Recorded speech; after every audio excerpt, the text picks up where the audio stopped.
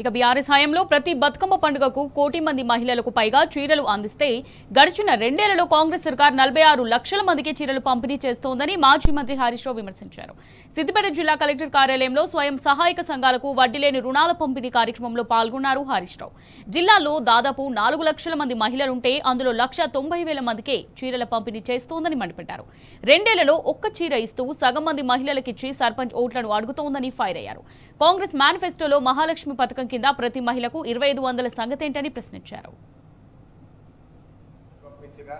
ఓట్లన్నీ నాకే గుర్తుండ్రి అన్నారు. కేసీఆర్ గారు ఉన్నప్పుడు పండుగకు బతుకమ్మకు చీరలు వచ్చినాయి. 2 పండుగలు పోయినాయి, వచ్చింది ఒకటే చీర కాదా.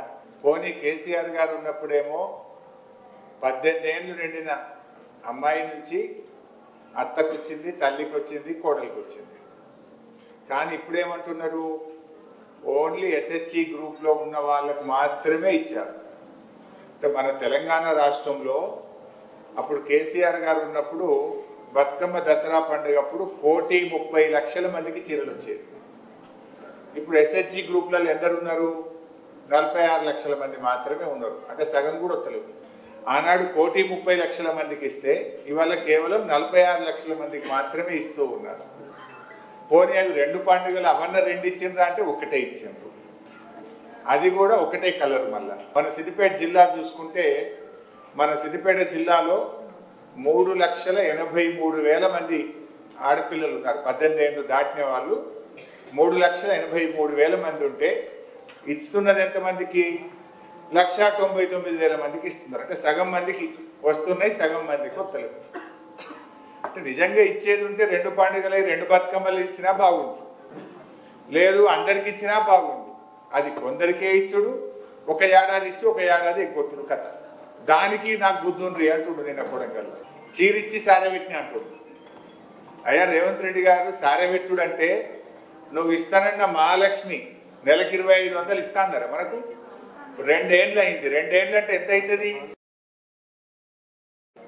నిజంగా చీరతోని నువ్వు ఇస్తానన్న 60,000 కూడా ఇస్తే అప్పుడు సారెబెట్టినాను. 60,000 ఇచ్చినాక సారెబెట్టినట్టు అవుతుంది తప్ప నువ్వు సగం మంది ఆడవాళ్ళకి ఇచ్చి 2 ఏళ్ళది ఒకటే ఇచ్చి ఆ ఒక్క చీరకు సారీ పెట్టినా అంటే ఇది ఎవరి చెవులో పువ్వు పెడుతుండో అర్థం చేసుకోవాల్సిన అవసరం ఉంది. రేపు ఎలక్షన్ కదా, ఎలక్షన్ కనుకనే రేపు చీరలు వచ్చినాయి, వడ్డీ లేని రుణం వచ్చింది. లేకపోతే రేపే నోటిఫికేషన్ సర్పంచ్ మట్టిగా పాపం తల్లాడుతూ ఉన్నారు. అది కూడా ఇంకో గమ్మత్ మీరు అర్థం చేసుకోవాలి. ఇప్పుడు సిద్దిపేట పట్టణం ఉంది కదా, అక్కడ కూడా మహిళా గ్రూపులు ఉంటారు కదా పట్టణంలో, వాళ్ళకి చీరలు లేవు, వడ్డీ లేని రుణం లేదు. ఎందుకంటే వాళ్ళకి ఎలక్షన్ లేదు. సిద్దిపేట టౌన్లో ఎలక్షన్ లేదు కనుక వాళ్ళకి చీరలు రాలే, వడ్డీ లేని రుణం రాలే. మహిళలు తీసుకున్న రుణం మొత్తానికి వడ్డీ లేని రుణం ఇస్తాము అని అన్నారు. కానీ ఈరోజు జరుగుతున్నది ఏంది? 5 లక్షలకే పరిమితం చేశారు. అర్థమైందా మీకు? అది ఆ పాయింట్ మీకు అర్థమైందా? చెప్పుడు ఏం చెప్తున్నారు? 1,00,000 కోట్ల రూపాయలు వడ్డీ లేని రుణం ఇస్తున్నాము అంటున్నారు. ఈ సంవత్సరం 25,000 కోట్లు ఇచ్చాము అంటున్నారు. 25,000 కోట్లలో 20,000 కోట్లు ఎస్హెచ్జికి కోట్లేమో లింకేజ్, ఒక 5,000 కోట్ల రూపాయలేమో స్త్రీనిధి కింద మళ్ళీ సంఘ సభ్యులు తీసుకున్న అప్పు. మొత్తం కలిపి 25,000 కోట్ల రూపాయలు అప్పుగా ఈ సంవత్సరం రాష్ట్రంలో మహిళా సంఘాలు తీసుకున్నారు. కానీ వడ్డీ లేని రుణం ఎంతకు వస్తున్నది? కేవలం 5,000 కోట్లకు మాత్రమే వస్తుంది. గతంలో బీఆర్ఎస్ ప్రభుత్వం ఉన్నప్పుడు స్త్రీనిధికి కూడా వడ్డీ లేని రుణం అందించే వాళ్ళం. ఇప్పుడు ఆ స్త్రీనిధికి వడ్డీ లేని రుణం బంద్ అయిపోయింది. చెప్పిందేమో ఎంత లోన్ తీసుకున్నా, మీరు గ్రూప్ 20 లక్షలు తీసుకున్నా, 15 లక్షలు తీసుకున్నా, 25 లక్షలు తీసుకున్నా వడ్డీ లేని రుణం ఇస్తాము అని చెప్పారు. కానీ నిజంగా జరుగుతున్నది ఏంటి?